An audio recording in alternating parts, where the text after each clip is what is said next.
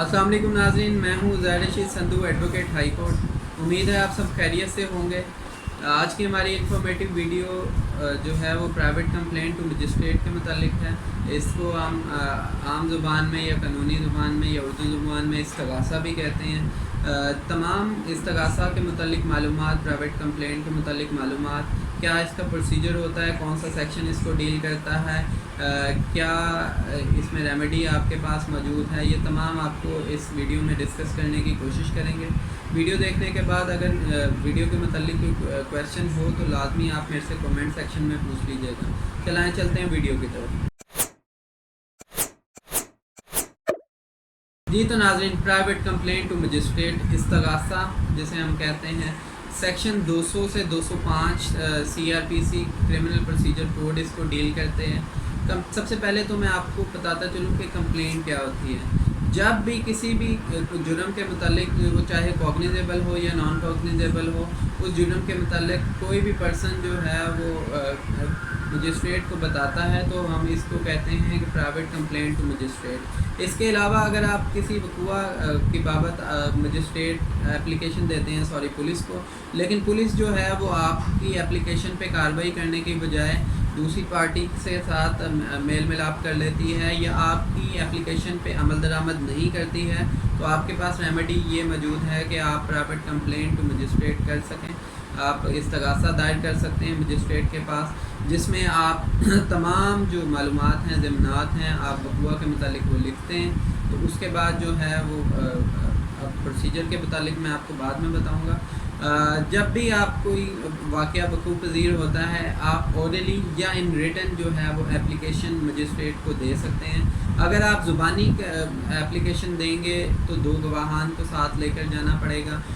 जो आपकी बयान सुनने के बाद जो मजिस्ट्रेट है वो रिड्यूस इनटू राइटिंग करेगा, उसको लिखेगा, उसके बाद आपको एग्ज़ामिन करेगा, आपसे सवालात मौके पर कुछ पूछ सकता है वक़ुआ की बाबत। उसके अलावा जो है वो गवाहान को, विटनेसेस को जो है वो एग्ज़ामिन कर सकता है, उनसे सवालात पूछ सकता है वक़ुए की बाबत। हाँ, जहाँ पे अगर आपने एप्लीकेशन दी है, रिटन एप्लीकेशन दी है मजिस्ट्रेट को, तो ज़रूरी नहीं है कि वो एग्ज़ामिन करे आपको या आपके गवाहान को। It's need not to necessary, लेकिन वो कर भी सकता है। उसके बाद जो है अगर कोई किसी कोर्ट ने जो है ऑफिशियल ड्यूटी से इस्तगासा कंप्लेंट फाइल की है, तब भी मजिस्ट्रेट जो है उसको नहीं करेगा, एग्ज़ामिन नहीं करेगा। उसके बाद किसी पर्सन ने अगर अपनी ऑफिशियल ड्यूटी सर अंजाम देते हुए कोई प्राइवेट कंप्लेंट की है या इस्तगासा मजिस्ट्रेट के सामने रखा है, तब भी वो मजिस्ट्रेट जो है वो एग्ज़ामिन नहीं करेगा।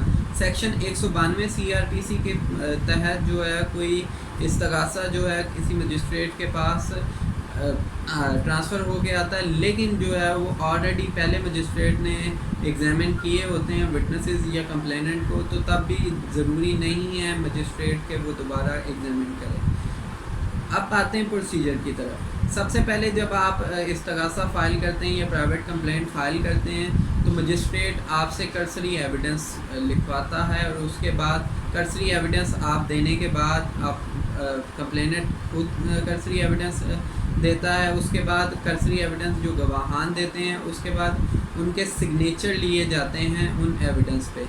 उसके बाद आर्गूमेंट्स के बाद अगर मजिस्ट्रेट ये समझता है कि दूसरी पार्टी को नोटिस करना चाहिए या कोई कॉग्निजेबल या नॉन कॉग्निजेबल ऑफेंस, कोई ऐसा ऑफेंस मेड आउट हो रहा है जिस पे उसको जो है दायरा इख्तियार है, जुरिसडिक्शन है, तो वो अपोजिट पार्टी को नोटिस एक सर्व करेगा, समन सर्व करेगा, और उसके बाद प्रोड्यूस करेगा उनको कोर्ट में दूसरी पार्टी को। उसके बाद जो है आप अपनी विटनेस देंगे, अपनी शहादत देंगे, गवाहान आपके जो हैं।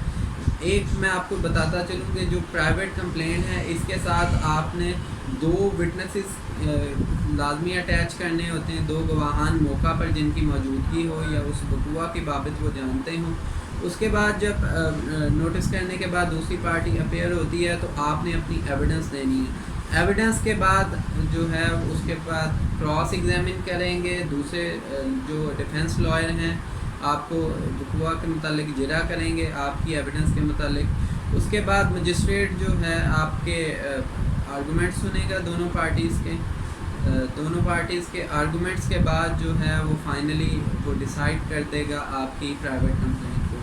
یہ ناظرین جو تھی پرائیویٹ کمپلین کے متعلق تمام معلومات تھی. اگر کوئی معلومات رہ گئی ہو یا کوئی اور کویشچن آپ کے مائنڈ میں ہو استغاثے کے متعلق یا پرائیویٹ کمپلین کے متعلق یا کسی اور قانونی پہلو کے متعلق تو کمنٹ سیکشن میں مجھ سے لازمی پوچھ لیجیے گا تاکہ میں آپ کو اس کا متعلق پراپر جواب دے سکوں. اس کے علاوہ آپ میری ویب سائٹ www.uzairrashid.com کو وزٹ کر سکتے ہیں. وہاں پہ بھی آپ کو بہت ساری قانونی معلومات مل جائیں گی.